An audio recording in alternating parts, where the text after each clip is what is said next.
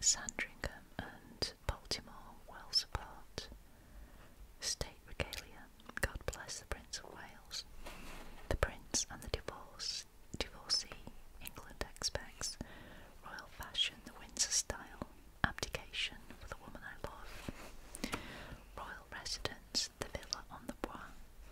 The Duke and his Duchess. Marriage in exile. Treasured memories, Wallis and Edward with love. And the road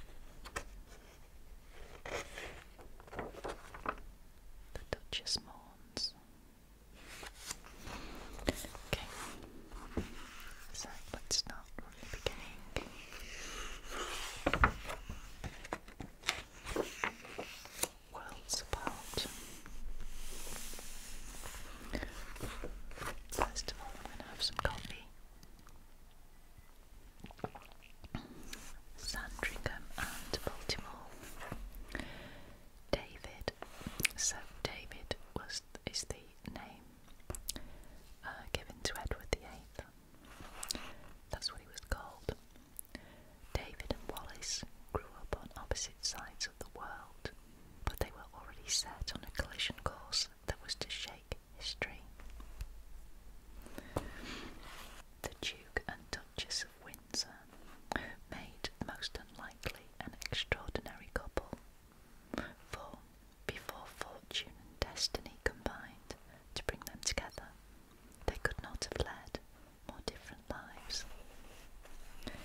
While the Duke was born into the pomp and splendour of the British royal family, the Duchess, 2 years his junior, had a turbulent childhood in America.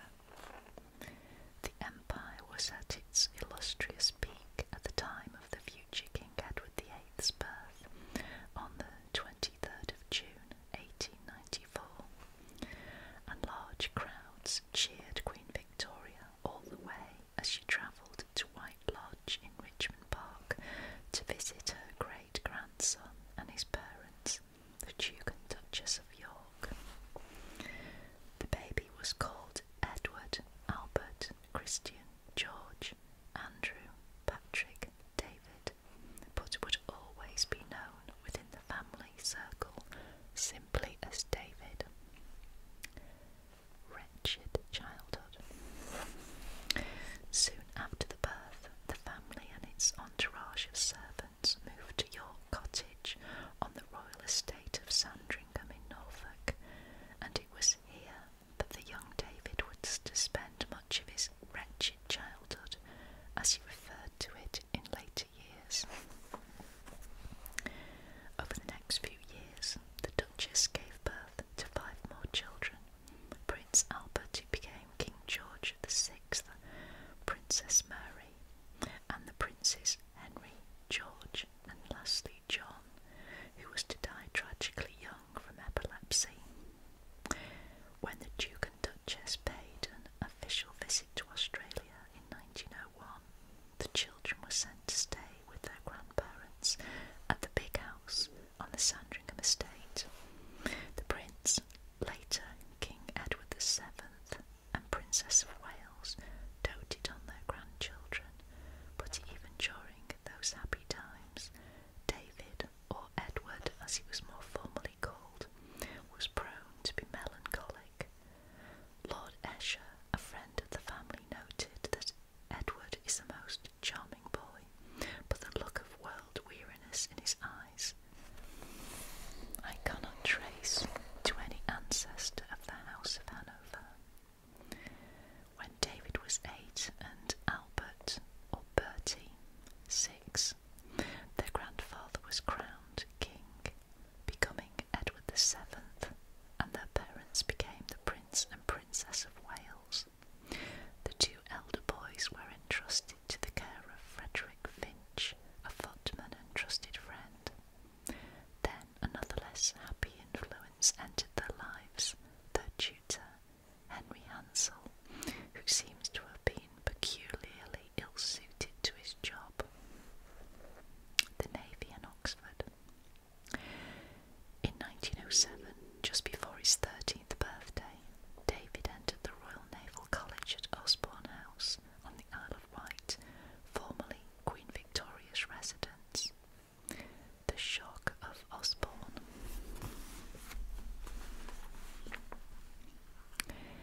Came hard and fast to the sheltered prince. Academically he started to fall behind. Engineering, navigation and science were now new subjects to him, and he was ill-equipped to tackle them. Hansel had taught him and his brother virtually nothing of any value. After 2 years he graduated to the Senior Royal Naval College at Dartmouth, which was more to his liking, but in May 1910 his grandfather died and his father became king. The new King George V decided to make his son the Prince of Wales, and David was forced to leave Dartmouth. Before graduating, he had just started to enjoy Navy life, and it was a bitter blow. The coronation of the new king took place on the 22nd of June 1911, and the young prince, dressed in full regalia, was one of the first to pay homage to his father. I, Edward, Prince of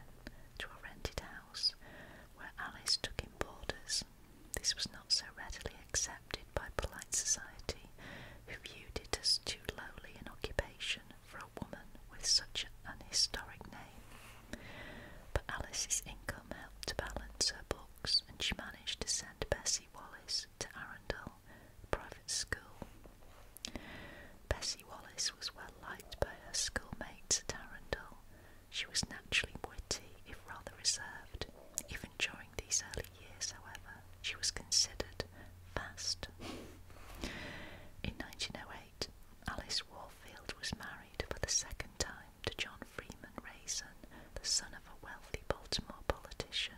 For the first time, the family enjoyed a degree of affluence, and Wallis could at last afford the sort of clothes that set off her growing sophistication. Okay, more coffee.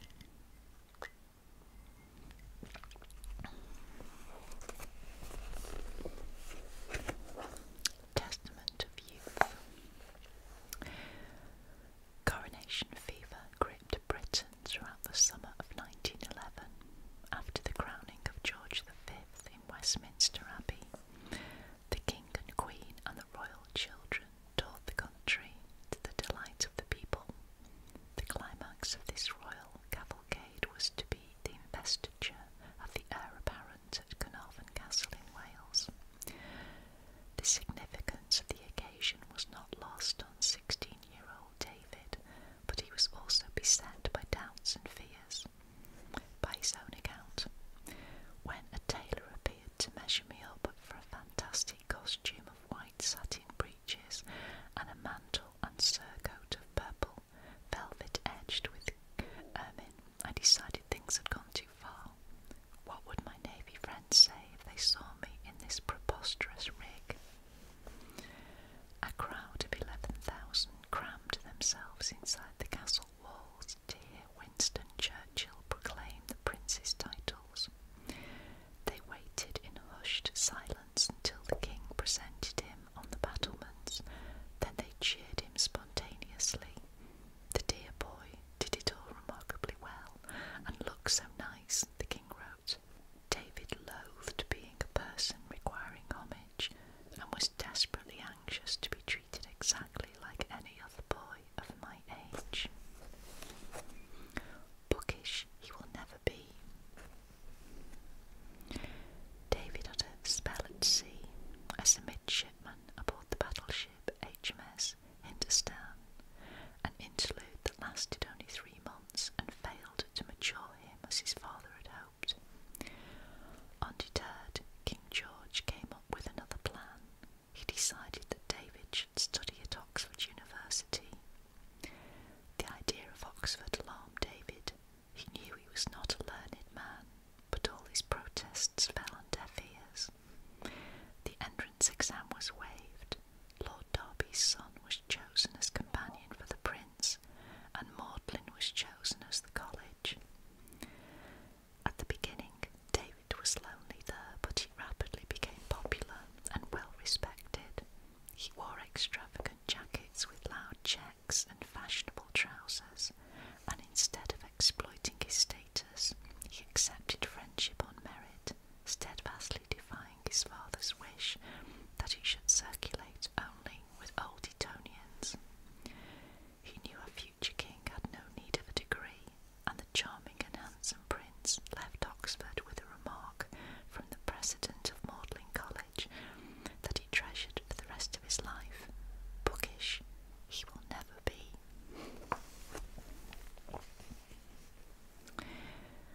During the spring of 1914, the rumblings of impending war grew steadily louder. In June, David came down from Oxford and went straight into the First Life Guards. The reason for his swift posting was to improve his seat on a horse.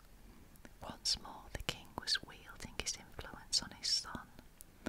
He was afraid that people might see David as a duffer when he went out fox hunting. The guards was hard work for the prince, but his confidence grew. Bit more coffee.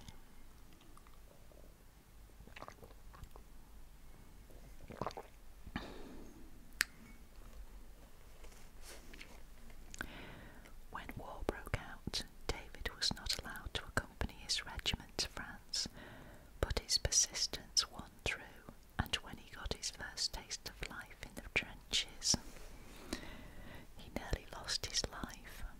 But David remained determined to visit the troops, and won the overwhelming admiration of the ordinary soldier,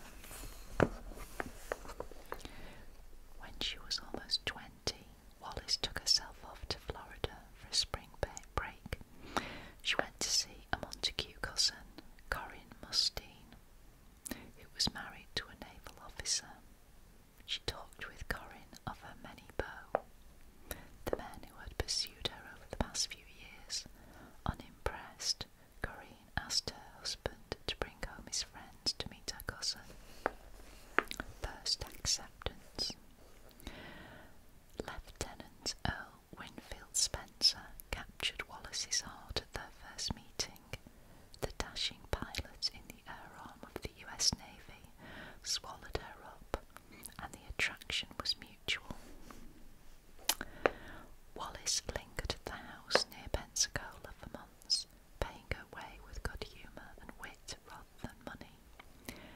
Wynne, as she was to call her new hero, eventually proposed on the veranda of the Pensacola Country Club. She hesitated before accepting. It was a decision that had profound consequences. So, looking at the pictures, this is a picture of debutante Wallis Warfield. She came out at the Bachelor's cotillion ball in 1914. From the moment the invitation dropped through her letterbox, she said, "I was lost to all other earthly considerations."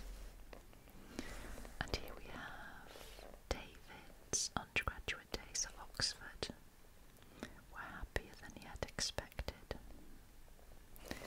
And at the top,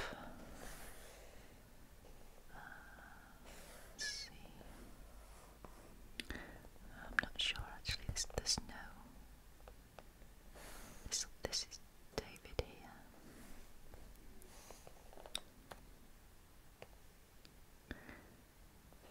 Alright, he is shown above, leaving modelling college with his tutor. That's this one. Okay. The Great War. The Prince of Wales was infuriated at the decision to prevent him joining his Lifeguards regiment on the Western Front. "What does it matter if I am killed?" he asked War Secretary Lord Kitchener. "I have 4 brothers." Kitchener replied that he could not risk the heir apparent being taken prisoner, but in due course the prince got his way. He spent much of the next 4 years making morale-boosting visits to Allied troops across Europe, gaining some idea of the horror and ghastliness of it all. His willingness to brave the war zones and his encouragement of factory workers on the home front earned him the gratitude of the nation. So these are pictures of him during that time.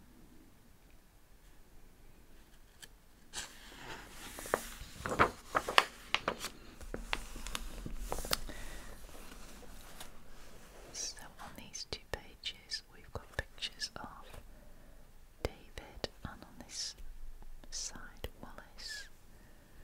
So all dressed up. This is David aged 10.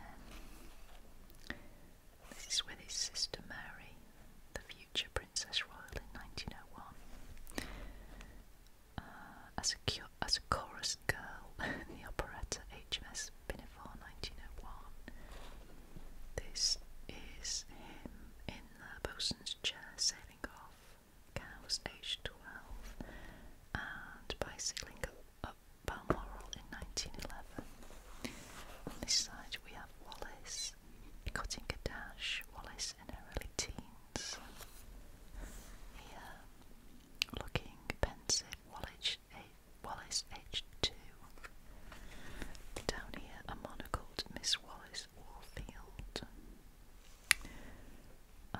Wallis right with cousin on the left, Baltimore 1899, and enjoying a sleigh ride at Lake Placid in 1898.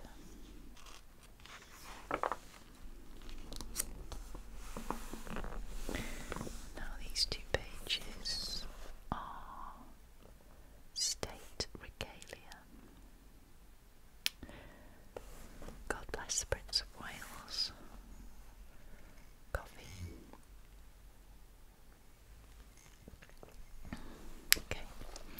The title Prince of Wales is an ancient one going back more than 600 years, but investitures at Carnarvon Castle are comparatively infrequent. Edward's took place in 1911 when he had reached the age of 16 and was the first such ceremony at Carnarvon since 1616. When King George V placed the circlet on his son's head, he could scarcely have imagined that this was the only crown Edward was destined to wear. This is the circlet or crown with freshwater pearls and amethysts. this is the head of the rod of office. Has 3 cherubs holding an amethyst centered coronet there. And this is the hilt of the ceremonial sword. Scabbard is covered in purple velvet. 2 fantastic dragons holding a coronet.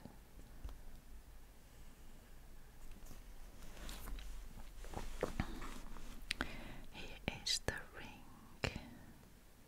Features 2 dragons clasping an amethyst. Edward's name can be glimpsed inside. Well, I can't see it. It's too small. And this is rich with symbolism. The royal arms include the imperial crown here, and the Order of the Garter with the royal supporters, the lion and the unicorn. Lion, unicorn. Standing on either side, the Prince of Wales feathers, top left. The 3 ostrich plumes surmounting the motto "Ig Dien, I serve," are supposed by legend to have been taken from the dead king of Bohemia at the Bottle of Crecy in 1346.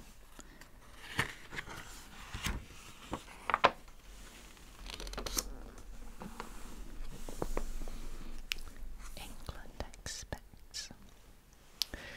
Okay, so I'm going to leave it there, but I will come back to this because I'm actually finding this very interesting. I hope you are too. Thank you so